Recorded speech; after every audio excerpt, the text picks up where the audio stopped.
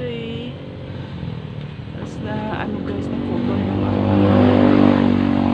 bulaklak. Anan ko na lang guys, gawan ko na lang ng paraan, putulin ko na lang at saka itanim ulit. Tara guys, samahan niyo ako magputol ng aking bulaklak kasi kaawawa naman yung hayaan ko na lang sa dyan, baka mamatay. Tara guys, samahan.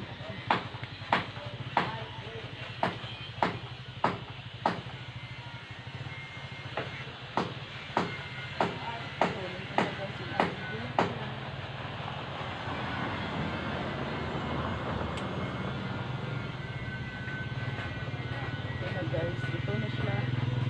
Ito na po siya. Kawawa naman ba? Kawawa naman ito. Pakinayaan ko na lang siya dito.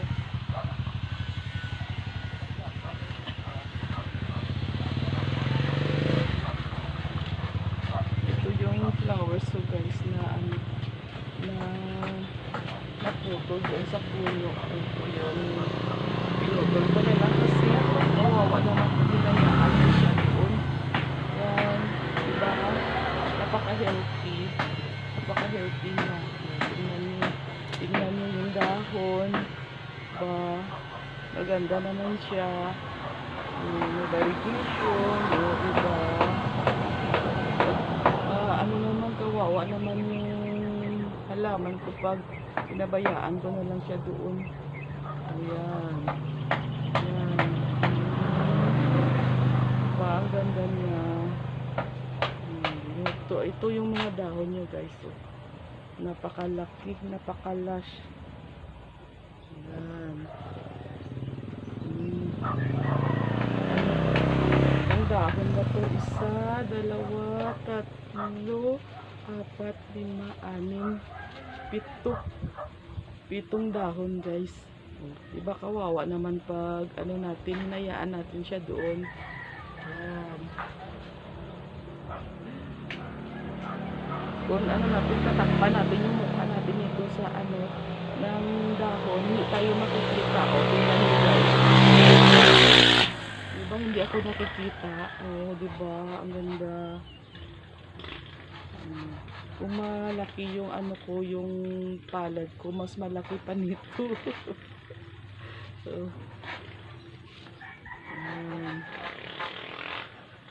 may ano na ako dito guys. May ni-ready na ako ditong ano, itanim ko sa isang pot. Kasi kawawa naman ito pag nayaan natin yun. Mabubuhay na ito kasi at ito na yung mga roots niya. Yan, yung mga roots yung mabubuhay na ito. Yan. Ito yung ano ko, yung pots ko. Ni-ready ko na lang. Yan. Ni-ready ko na lang siya guys. Itanim ko na lang ito.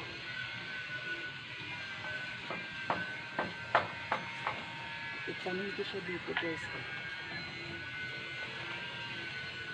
Itanim ko siya dito. Sana mabuhay. Huwag kayong mamatay ha. Sana mabuhay ka. Kawawa naman ito. Ilagyan ko na lang ng ng stick para hindi siya natumba.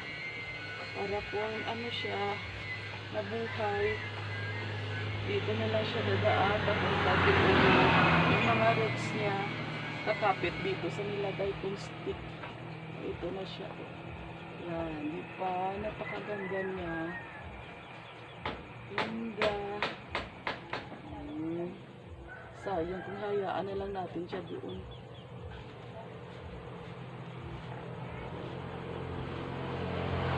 Pag na lang natin nakaangkara yung compost na ano mapapunta ang ilalim ng paang ng pots. Ito na guys, diba? Maganda siya. Maganda siyang tingnan. Diba?